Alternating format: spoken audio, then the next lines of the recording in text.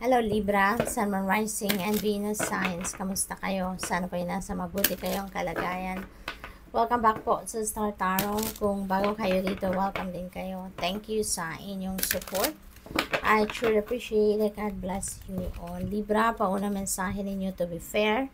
Ayan, so siguro meron kayong decision making, no, na kinakaharap, meron kayong decision making na kailangan gawin sa ngayon, and you are making sure, no, na patas lang ang magiging decision ninyo. You're making sure na magiging fair, sound and fair lang, no, yung inyong decision sa ngayon.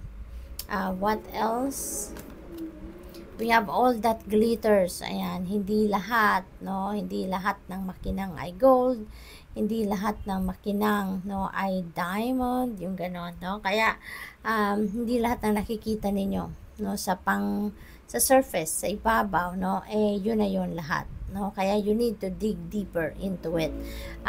Even nga mga tao, 'di ba? Hindi tayo basta-basta dapat magtitiwala sa nakikita natin sa pang-ibabaw na appearance, no? But we really need to talk to the person.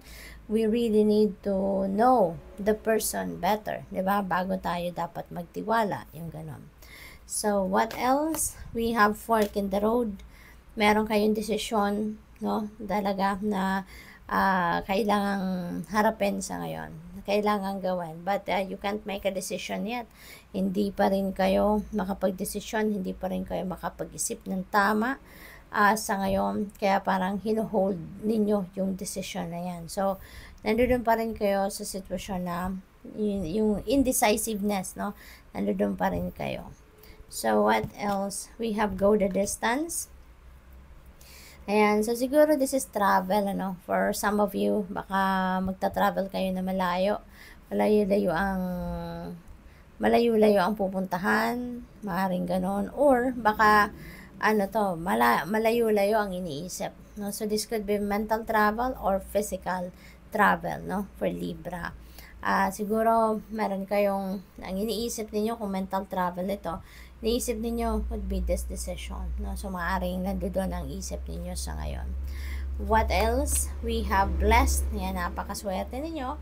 You are blessed, no? Marami pa rin dadating na mga biyaya, marami pang magagandang pangyayari, sitwasyon ang paparating sa inyo dito. There are amazing things happening sa buhay ninyo, Libra. What else? We have new life. Ayan, may bagong buhay, no, na naghihintay sa inyo. There's new hope. There's new life dito na paparating. Isang umaga na lang siguro, no, magbabago na ang inyong sitwasyon. At yan ay dahil sa iba't ibang klaseng biyayang paparating with the blessed energy. So, what else? We have not for you. Ayan. So, merong mga sitwasyon siguro dito. Or baka mga plano ninyo ito na hindi nag-come to fruition, mga plano na hindi nag-materialize, no, simply because it's not for you, no, Libra. Otherwise, kung para sa iyo yan ay mangyayari, yan ay mapapasa inyo, yan ay makakamit ninyo if that's for you. But since siguro hindi, yung kung ano man ang ina-expect ninyo hindi nangyari or hindi dumating, no, simply because it's not for you. There is something better, no, na pine-prepare ang universe para sa'yo. Okay? So, what else?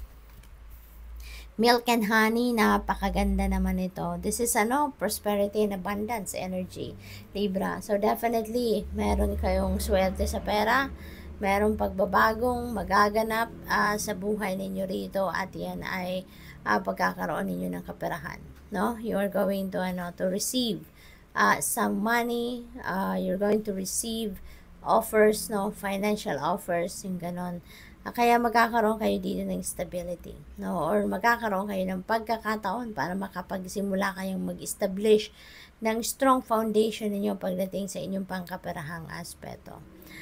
This is also about rejuvenation, no, resting, relaxation, pagpapahinga ninyo, no, pag-replenish ng lost energy ninyo, no, Libra. Kaya maaring galing kasi kayo sa stressful situation, galing kayo sa pagod, galing kayo sa trabaho, and now it's about time na para mag-self-care kayo. It's about time na para mag-replenish naman kayo ng lost energy ninyo. Okay? So, what else? Tingnan natin kung anong final message ninyo, Libra. We have believe, be open to all possibilities and opportunities. Let go of preconceived ideas. There is nothing to fear, no? Wala kayong dapat na ikatakot. You are always surrounded, no, by love. Start to believe in yourself and trust your instincts. Wondrous possibilities and opportunities abound provided that you are flexible and retain an open heart and mind. Believe all is possible. Kaya magtiwala kayo. Lahat ay posible, no? Kahit iniisip ninyo, ay nako, imposible yan, imposible mangyari yan. No, sabi ng universe, all is possible. Magtiwala lang kayo. Kaya kung ano yung mga dream ninyo, yung mga hopes and dreams ninyo, maaring matupad na yan, ano?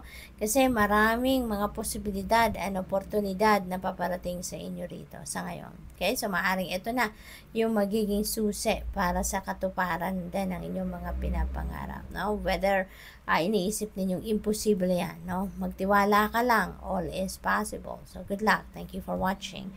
Love and light. Namaste.